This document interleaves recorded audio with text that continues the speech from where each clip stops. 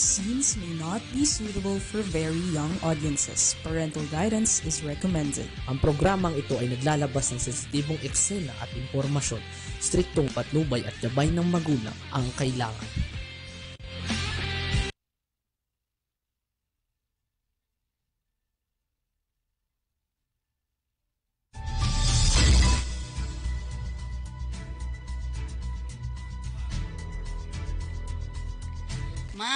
Magandang hapon po sa ating lahat mga kakampi.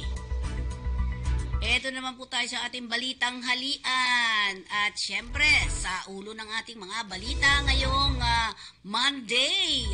Di ba? Masaya tayo ting Monday.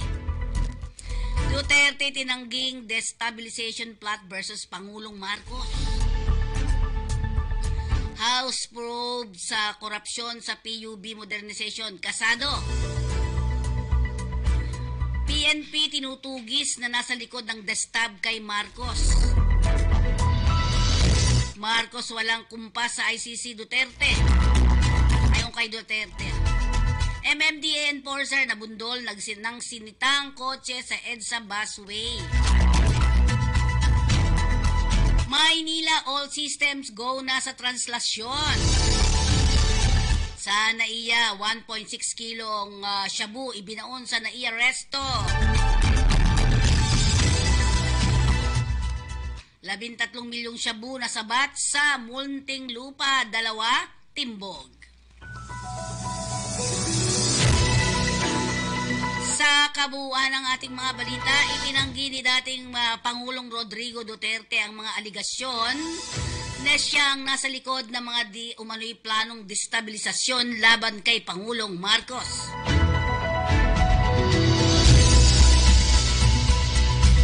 Sino mang pulis o militar ang nakipag-meeting sa akin sa destab, bakit hindi ko ginawa yan when I was at the height of my naging presidente na ako? Para saan? Upang ilagay ang ibang tao bilang kapalit ni Marcos? Alin Duterte? Ayon kay Duterte, sinabi pa nito na komportable siya kay Marcos at walang rason para ito ay palitan. Wala rin umano siyang plano na tumakbo sa darating na midterm election dahil hindi nakaya ng kanyang katawan. Nagbigay naman ng reaksyon si Duterte sa ulat nung nakaraang linggo ni AFP Chief General Romeo Browner Jr. na may planong destabilization laban kay Marcos. Gayunpaman, ito ay nilinaw ni AFP spokesperson Colonel Medel Aguilar na nagsabing ang hepe ng AFP ay misquoted. Nakakdakda namang imbestigahan sa Miyerkules ng House Committee on Transportation ang ulat na may katiwalian sa pagpapatupad naman ng Public Utility Vehicle Modernization sa susunod na linggo. Ayon kay Antipolo City Representative Romeo Acop, Chairman ng House Committee on Transportation, kinukuha na nila ang pagsang-ayon ng mga miyembro ng komite para isagawa ang motu proprio investigasyon sa Miyerkules, January 10. Sinabi ni Acop na tugon ito sa panawagan ni Speaker Martin Romualdez sa komite na alamin kung may katotohanan umano ang irregularidad sa programa na ikinasa ng nakaraang administrasyon. Sa paglilinaw nito na kahit walang resolution o privilege speech na mananawagan para sa naturang pagsisiyasat, maaari nilang gawin ang investigasyon salig sa Section 2 ng House Rules of Procedures governing inquiries in aid of legislation. Una nang tinukoy ni Romualdez ang ulat na ang mga kasalukuyang transport officials ay nakipagsabuatan sa mga dating opisyal ng ahensya para sa negosasyon ng importasyon ng modern jeepney units para sa palitan ng mga lumang jeep. Balikan natin ang destabilization kay Marcos. Pinaghahanap na ng Philippine National Police ang nasa likod umano ng destabilization plot laban kay Pangulong Ferdinand Marcos Jr. kasabay ng pagtanggi ng PNP at Armed Forces of the Philippines sa ulat na wala silang tiwala sa administrasyon. Ayon kay PNP Public Information Officer Chief of at spokesperson na Police Colonel Jean Pajardo, pinaiimbestigahan na nila sa PNP Anti-Cybercrime Group ang pinagmula ng isang social media post. Sa naturang post sa kasaad na naka full alert status ang pulis dahil sa umano'y tangkang destabilisasyon ng AFP at PNP.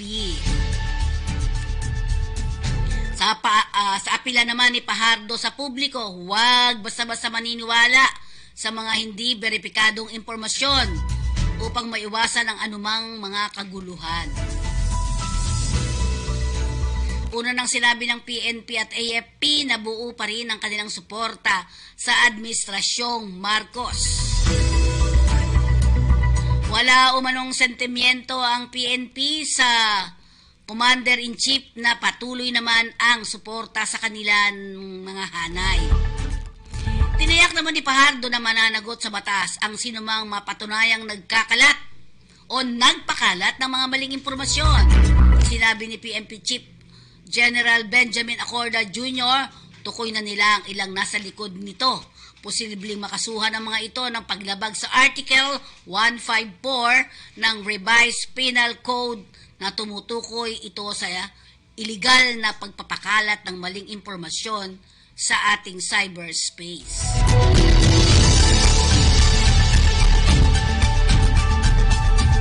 Samantala, inihag na dating Pangulong Rodrigo Duterte na walang kinalaman si Pangulong Ferdinand Marcos Jr. sa investigasyon ng International Criminal Court o ICC kaugnay sa madugong drug war noong nakaraang administrasyon. Muling iginiit ni Duterte na nakikialam sa pribadong affairs ng bansa at panghihimasok sa soberanya ng Pilipinas ang ICC. Nilinaw din nito na hindi niya kinaladkad ang pangalang Marcos sa matagal na isyu ng ICC.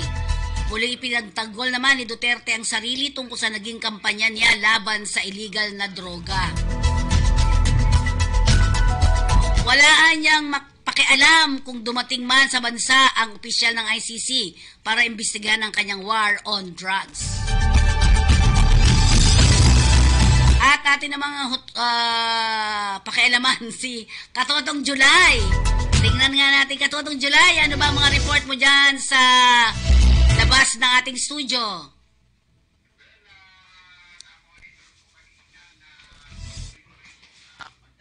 Tao dito sa may Carino Grandstand, kung saan yung tinatawag na pahalik, no? Sa buong paanang Jesus Nazareno.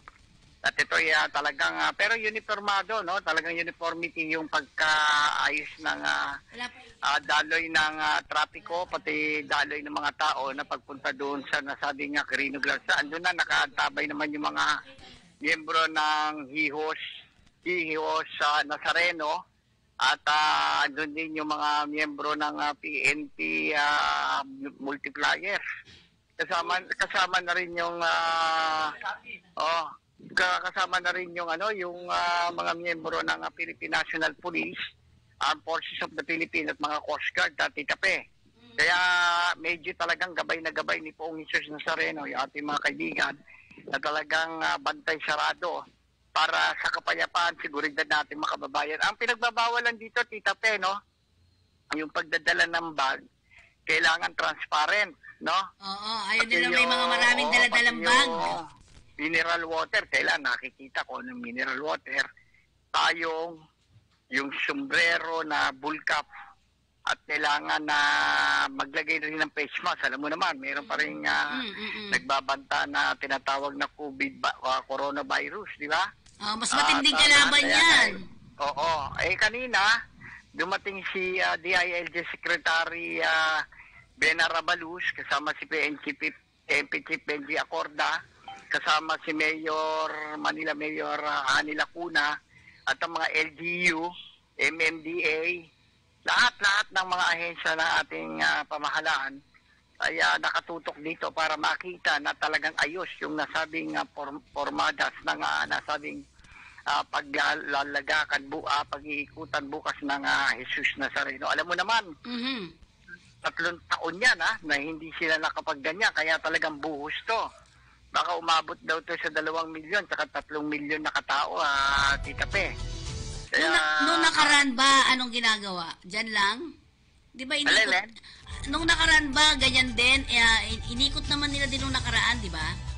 Wala. Kasi nga, di ba, COVID nga? COVID. Okay. Oo, pandemic. 3 taon. Kaya nga, eto, maluwag.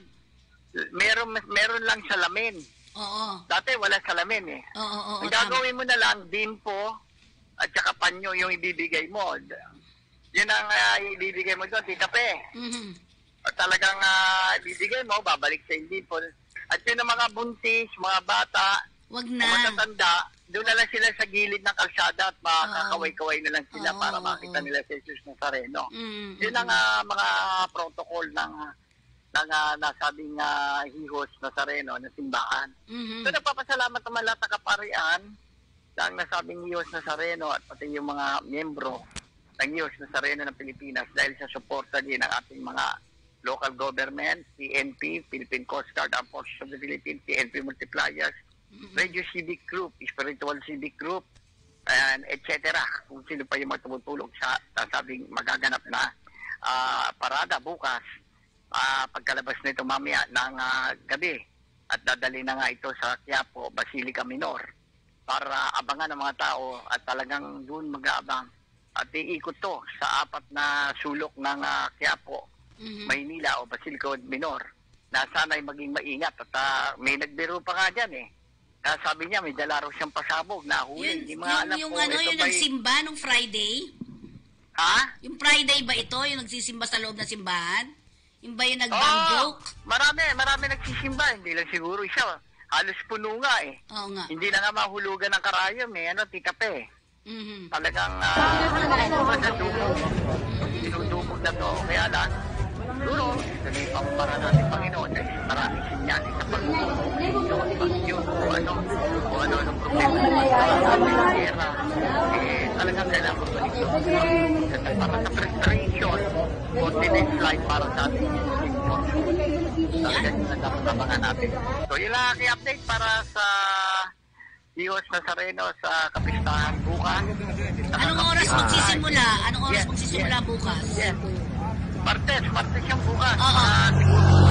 Siguro madaling araw, alisin ka ng gabi man para prepara. Pero tingin ko, mga madaling araw yan, iikot na kagad. Pero ano na yan, preparado niya, nakagwardiya na lahat ng mga security group niya para makita yung sino man yung nagbabanta. Pero hindi naman siguro dahil ang Panginoon may gagabay yan. Hindi naman matanalo si Moses at si Brado. Wala yan. Kahit kailan naman. Mahal na dyan. Kasi ang dami kasi nagsasabi dyan. Dyan daw sila gumaling, may cancer. Dyan nakapag-aral ng kanilang mga anak. Ganito lahat ng kahilingan. Yung mahirap, nagkaroon ng magandang buhay. Wala naman imposible sa Diyos eh. Siya talaga yung tunay na kayamanan. At siya yung talagang karunungan. Siya yung pinakamayaman sa mundo. Hari na mga hari. Kristong hari. At siya tawag na Viva Jesus Nazareno. Viva. Para sa Kakampi Online, Gray Puno. Okay. At syempre nakuha natin ang nangyayari ngayon dyan sa may Carino Grandstand. Ito na po yung isa. Kuha naman ito ng ating katotong Jeffrey. No? Jeffrey Balza. Ayan. Ayan po si katotong. Ito yung sa President Carino. So ayan po yung mga deboto na gustong magpunas ng panyo sa paa ng ating mahal na Poong Nazareno at humawak sa kanyang cross. Ayan. So napakahaba na po ng pila.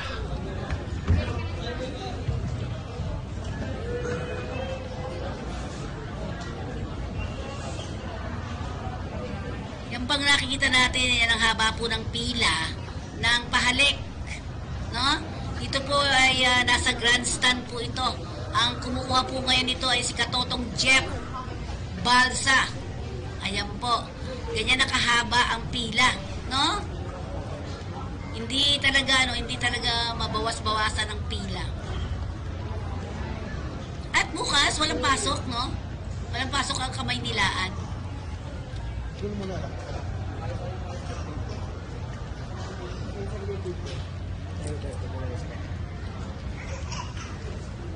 Ayan po ang kabuuan ng kaganapang nangyayari dito sa may Quirino Grandstand.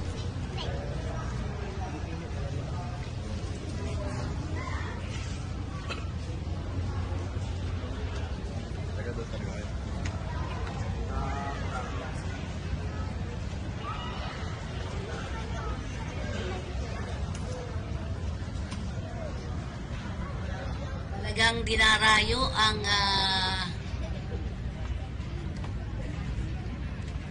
translasyon. Ayan po. Nuestro Padre Jesús Nazareno, niluluwalhati ka namin.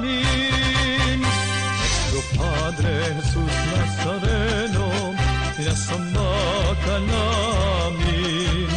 Pinipinto ka namin, aral mo ang aming buhay at kaligtasan. Padre Jesus Nazareno, iligtas mo kami sa kasalanan. Ang krus mong pinamatayan ay sagisag ng aming kaligtasan. Nuestro Padre Jesus Nazareno, dinarangal ka namin. Nuestro Padre Jesus Nazareno, niluluwalhati ka namin. Nuestro Padre Jesus Nazareno, dinarangal ka namin. Nuestro Padre Jesus Nazareno, niluluwalhati ka namin.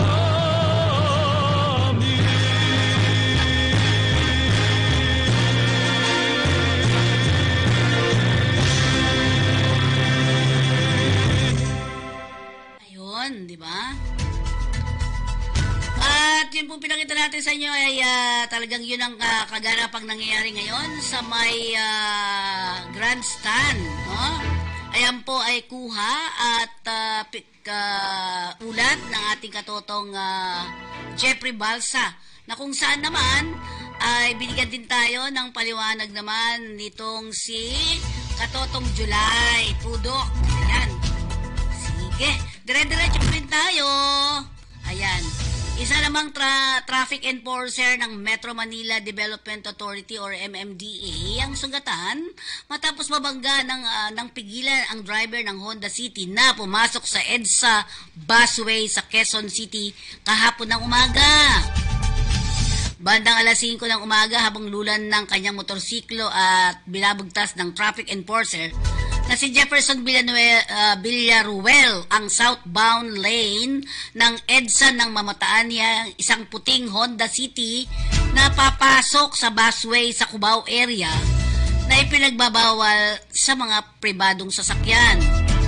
Ayon kay Villaruel, sinundan siya ng sasakyan o sinundan niya ang sasakyan at initusan itong lumabas sa busway.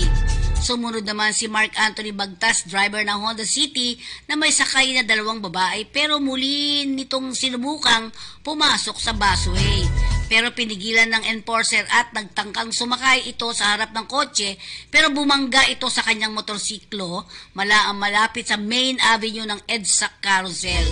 Tumalapon si Villaruel mula sa kanyang motorsiklo. Okay.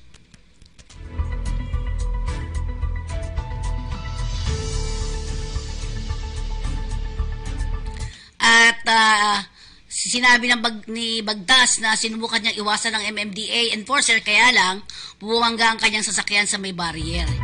Inamin din niya na nakainom siya ng alak nang mangyari ang insidente. Dinala sa ospital ang biktima habang inihahanda ang kaso laban sa driver ng kotse.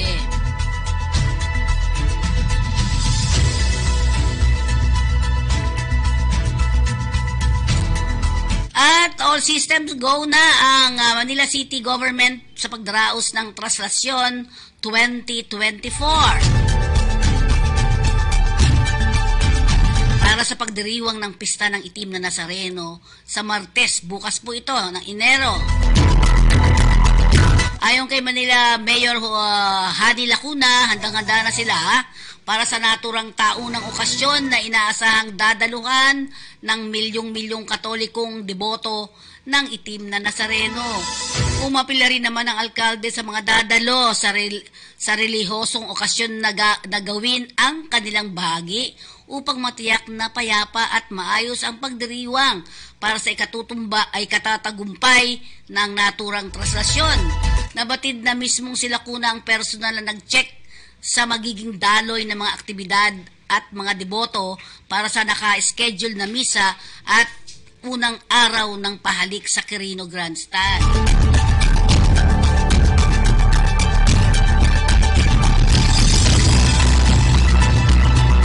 Ayon kay Manila Police District Acting Director Police Colonel Arnold Tomas Ibay, sinimulan na ang pagpila para sa pahalik ng ganap na alas 7 ng gabi at matatapos ang ginagawang misa para sa volunteers ay binuksan na aktibidad para sa mga deboto.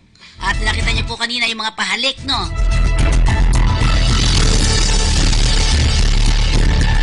At tayong pa nga sa balita, pinangunahan din ng Lacuna ang send-off ceremony para sa 15,276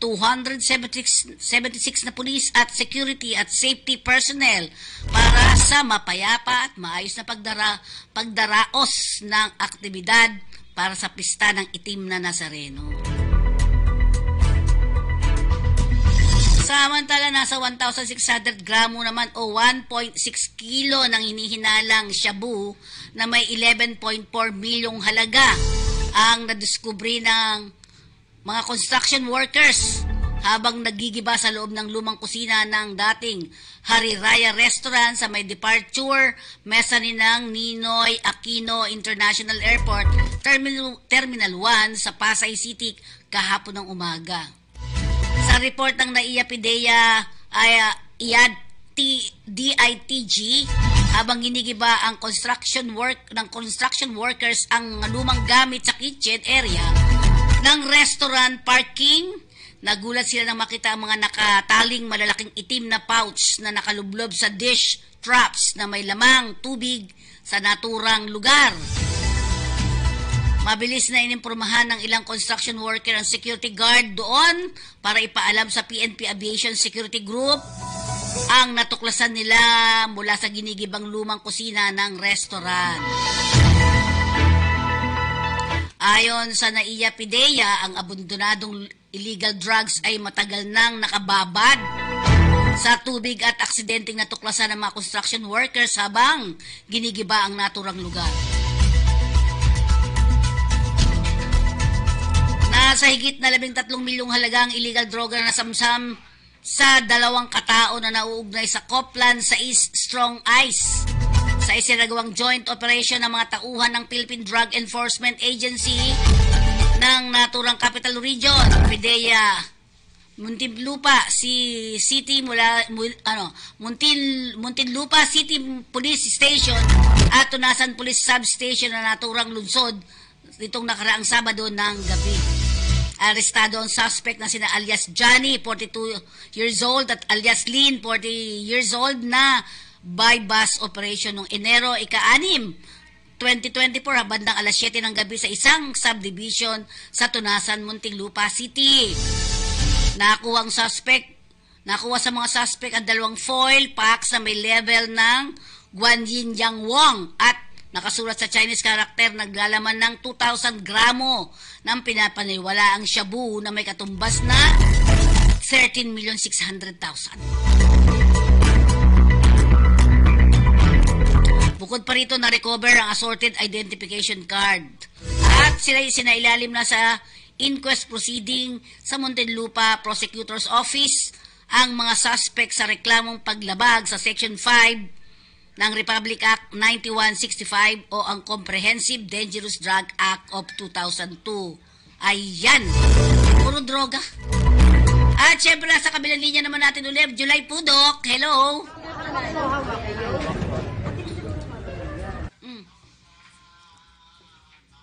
Tanga yung disestabilization plot na pumuputok para laban kay Pangulong Marcos.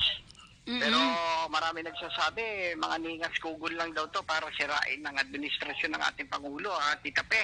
Oo nga, hindi daw totoo. Nakita mo naman, yung iba, mismo yung Armed Forces of the Philippines, yung mga ating mga intelligence, TNT, ay palalawakin na yung networking gatherings para mabantayan kung sino yung nagsasabi nito para mahuli.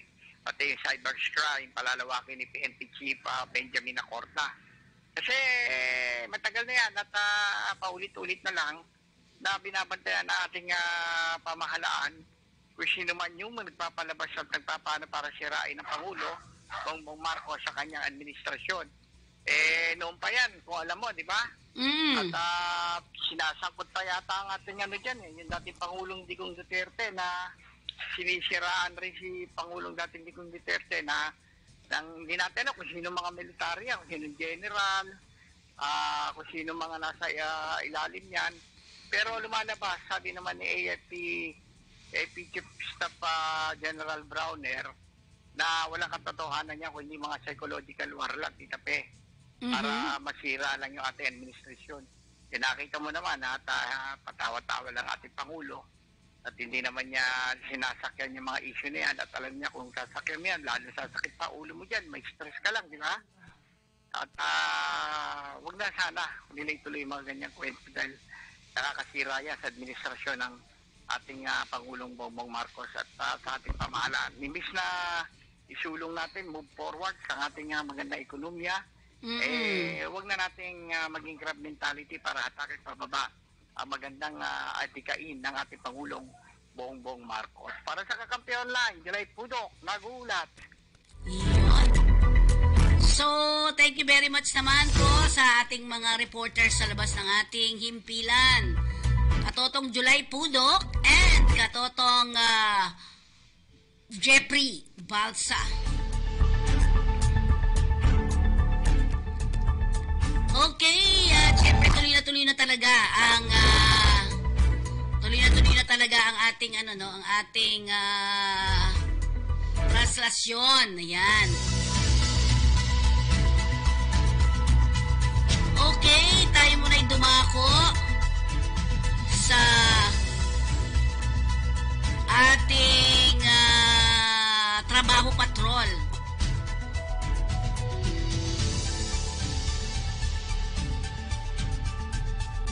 Trabaho patrol tayo. Ayan, urgent vacancy. Kailangan nila ng mga official IT support specialist. Ito is iQuest main office in Manila.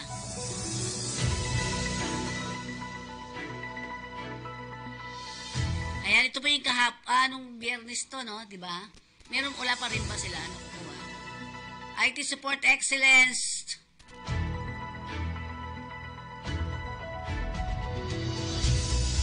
Okay, next natin. Yan, technical proficiency in depth knowledge of computer, networking, maintenance, repair, and assembly. Daming trabaho dito. Problem solving skills, proven experience in troubleshooting and resolving complex IT issues. Familiarity with internet setup and adherence to robust protocol. Alam mo yun? Ayan, pag-aaralan natin. Superior interpersonal skills to build and maintain positive client relationship. College or vocational graduate IT-related courses. Okay, apply po kayo sa inyong yung scan QR code. Scan QR code, yan, iQuest International Manpower Services Incorporated. Okay, next natin. Armed Forces Hospital Southern Region. Ayan. Kami Saudi Arabia. Yan po.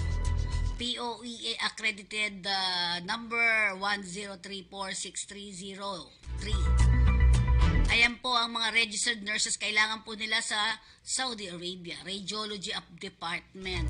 Anong requirements ng ating bachelor degree in nursing registered /license? At least 2 years experience in any of the radiology, ICU, surgical, or catheterization lab. Catheter yan eh. Minimum of 2 years related experience, accommodation, and transportation provided. Wala pong placement fee ha. Binabanggit natin dito. Ito po ay walang placement fee. Apply online arms.lbsrecruitment.com.ph. Send your updated CV to apply MSD at e/recruitment.com.ph. Ang LBS Recruitment Solution po ay matatagpuan sa number 610 Gochanco Building, TM Calao Street, Corner MY Orosa Street, Ermita, Manila, Incorporated. 1,000. Manila, Philippines, 1,000. Ayan po yung mga number. Magpapaalala muna tayo mula sa ating himpilan.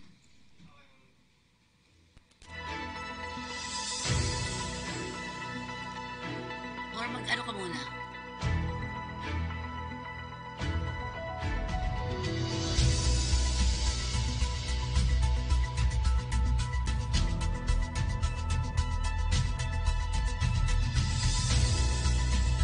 Okay, ang ating Sincerity Cafe and Restaurant na matatagpuan sa iba't ibang panig. Gutom ka na, no? Gutom ka na. Kaya ka nag-Sincerity. Weather update muna po. Okay, to weather update muna tayo.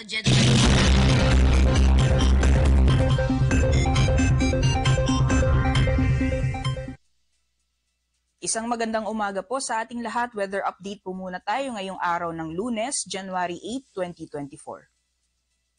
Sa unahin po muna natin yung mga weather systems na sa kasalukuyan ay patuloy nakakaapekto sa ating bansa.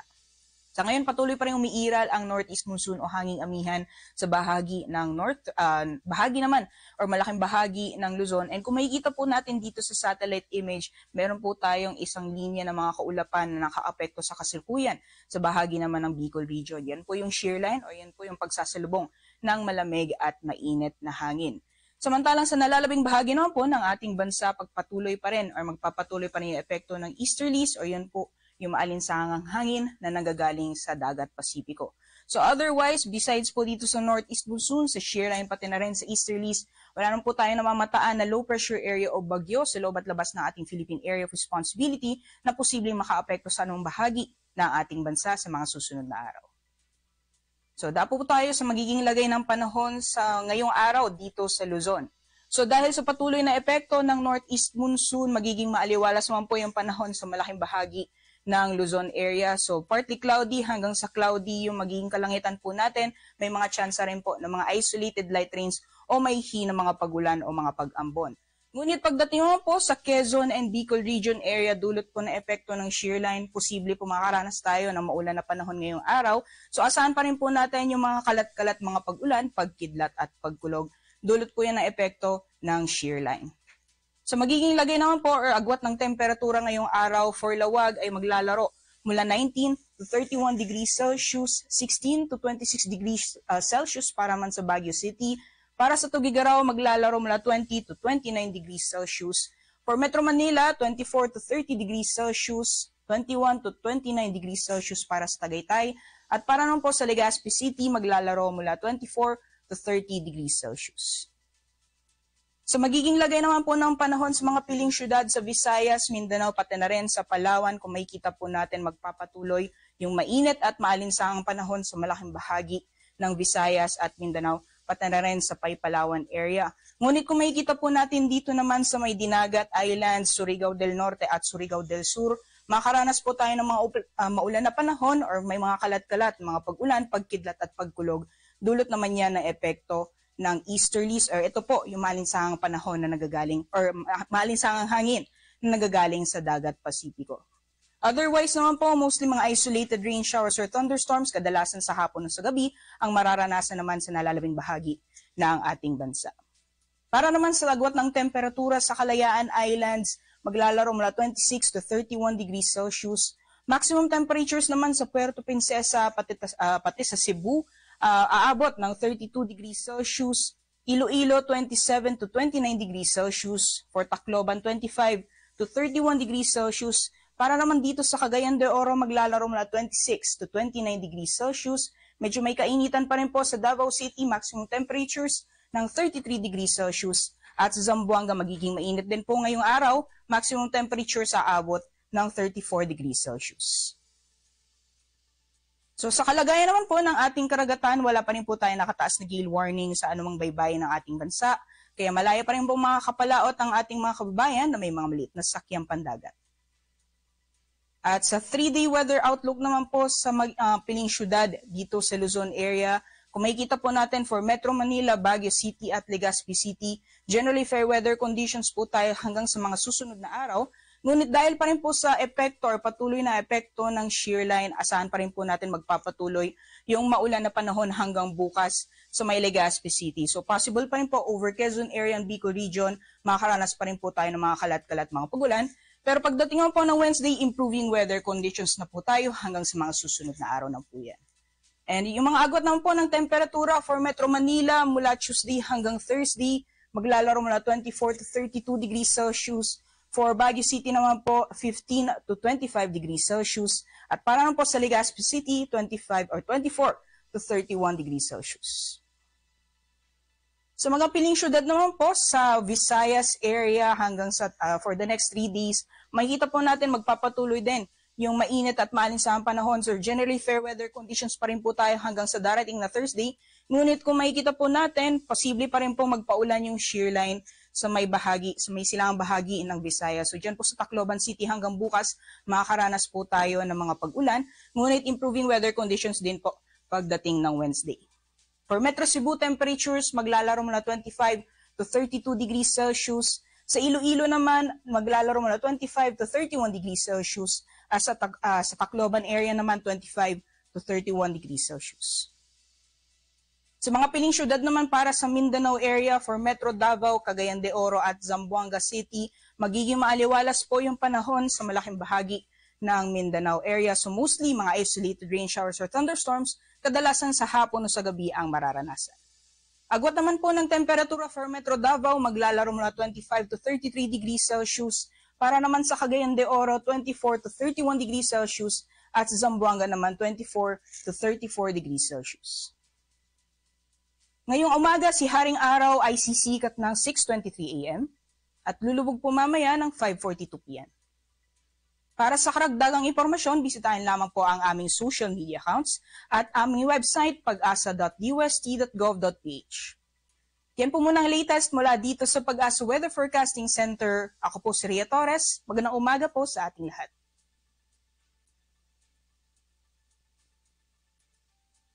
Okay, ang ating Sincerity Cafe and Restaurant na matatagpuan sa iba't ibang panig ng Kamaynilaan at dalawa naman sa Quezon City.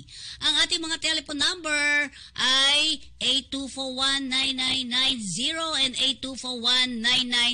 8241-9972 para sa inyong mga catering. Baka gusto nyo pong magpa-deliver. Apakasarap ng ang pinaka-number 1 dyan na masarap po sa Sincerity ay ang kalan chicken. Ang paborito ko dyan ay oysters cake, di ba? 1956 pa ng itayo ng Pamilya Uy ang naturang Sincerity Restaurant na matatagpuan sa iba't ibang panig ng Kamaynilaan tulad ng 519 Quintin Paredes Street, Binondo, Manila. Meron din tayo sa 238 Banawi Center, Banawi Street, Barangay Manresa, Quezon City. At kung kayo na may matutungo dito sa Lucky Chinatown Mall, ayan, nasa ground floor ng Binondo, Manila. Meron din sa Unit 2, 285 Guevara Street, Corner Hardboard Street, Little Baguio, San Juan. Matungo naman kayo sa Robinson's Magnolia. Express Sincerity rin po ang naririyan. At ang SM Mega Mall sa Quezon City.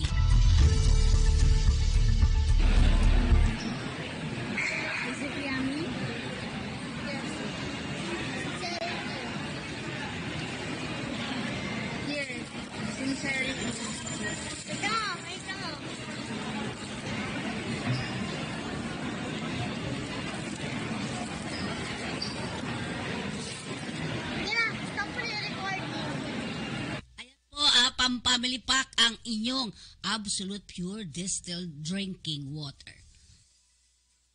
I love this water.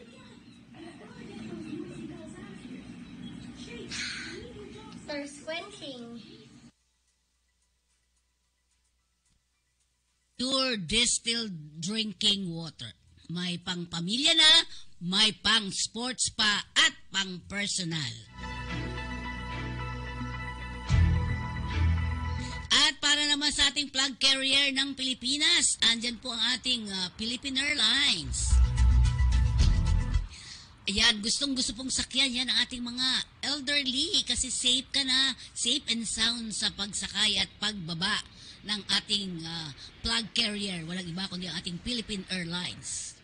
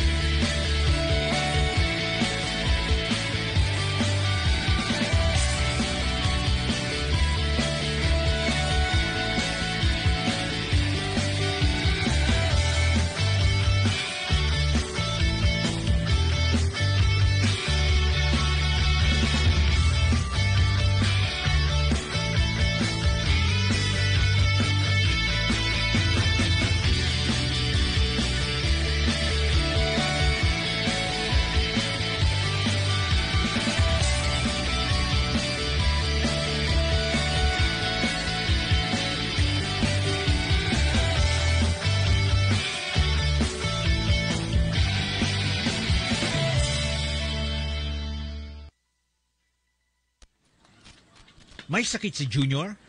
May pera ka bang pampaospital? Miyembro ka ba ng PhilHealth? Pwes, sagot ng PhilHealth ang problema mo. Dahil ang PhilHealth ay mayroong no balance billing policy at dahil ikaw ay isang sponsored member, siguradong wala kang babayaran sa pagpapaospital sa kahit saang pampublikong ospital, maging si Junior. Para sa karagdagang impormasyon, tumawag sa 441-7442 o magsadya sa pinakamalapit na tanggapan ng PhilHealth.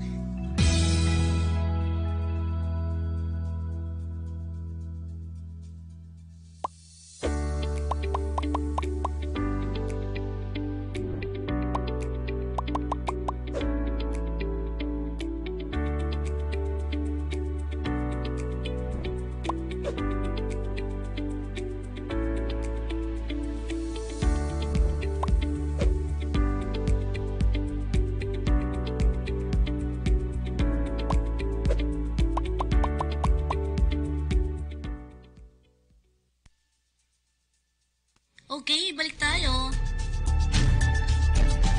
At syempre, ano natin, hello po, Sir Santiago Basilia Elacho.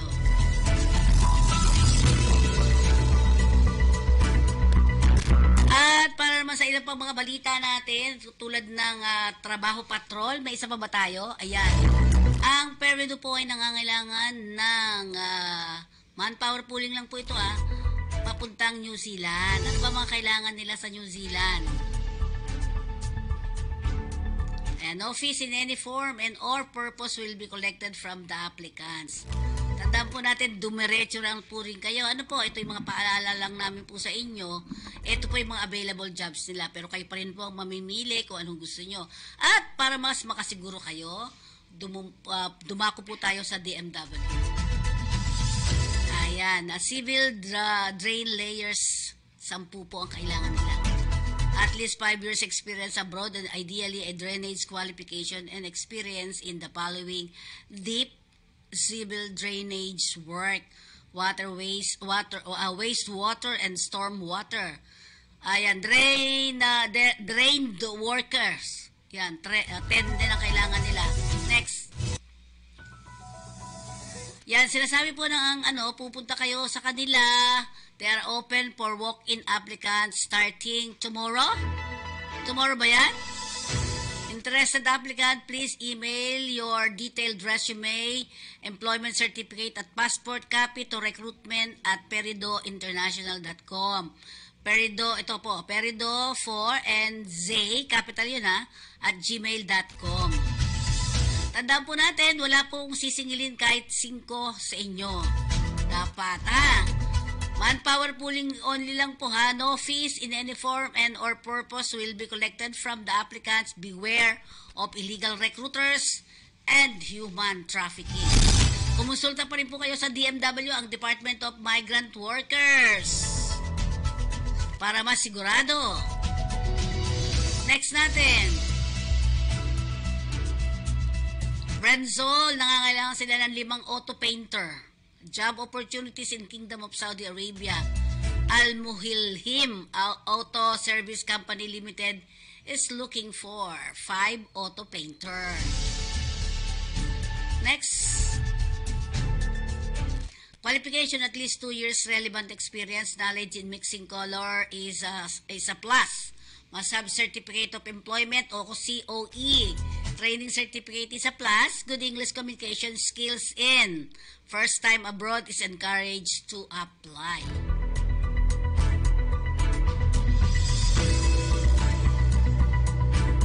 Open for walk-in applicant. Bring your resume and prepare for initial screening.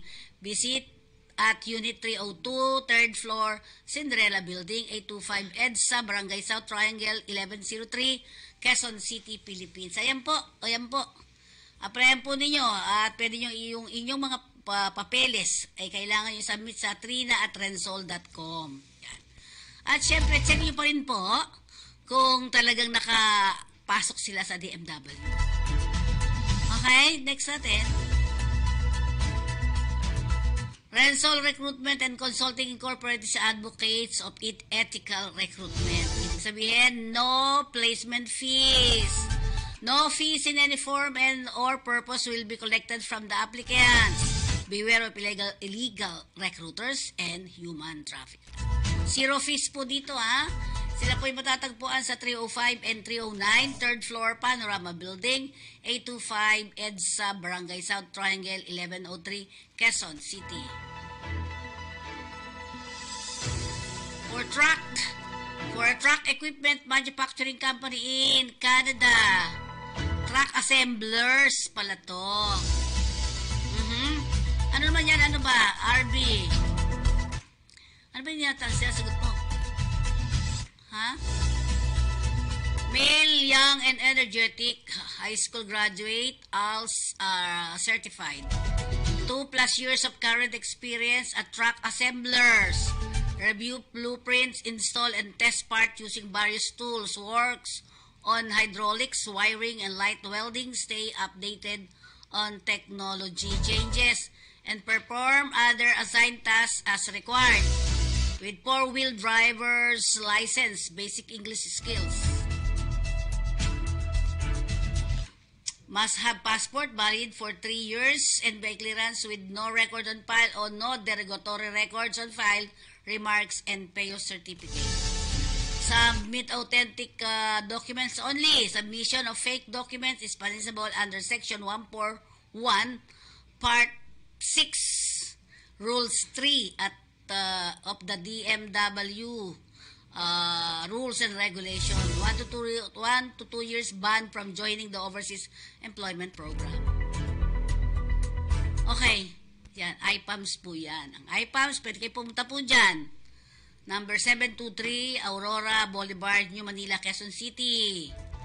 No fees, wala po kayo babayaran kahit 5 duling. Walang deduction. For manpower pooling po muna ha. Beware of illegal recruiters and scammers. Okay?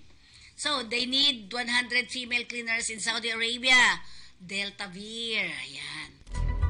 Ang Delta Beer Overseas Job Placement and General Services Incorporated ay nasa Pasa, Unit 2D, 2nd floor, Miramonte Building, 53 Center Hill, Puyat Avenue, corner Ross Boulevard, Pasay City. Landmark, Camel Appliance, Buendia, Pasay City, next to Shell Gas Station, Buendia. The owner, Margie Socorro Sacote. Number 6392-7678-7454. Yan po kabuuan ng ating mga trabaho sa araw na ito. Siguraduhin lang po ninyo, dapat wala kayong mailalabas na pera. Okay? US dollar, ayan, nasa 55 pesos and 59 centavos. Ang euro naman ay pumapatak sa 60.84 centavos. British 70 pesos and 71 centavos. RB, ang pound naman, British pound is 70 pesos and 71. Australian dollar is 37.35. Canadian dollar is 41.61 pesos. 41 pesos and 61 centavos. Singapore dollar is 41.81 centavos. Ang Swiss franc ay 65 pesos and 35 centavos. Malaysian ringgit nasa 11 pesos and 95. So pumapatak siya rin ng 12 halos. Japanese yen ay RB. Ano ba? Japanese yen is nasa 384. 0.384. Okay, yan po ang kabuuan ng ating balitang halian sa araw na ito. Kapag may naapi, may kakampi dito lang sa ating balitang halian. Marami pong salamat!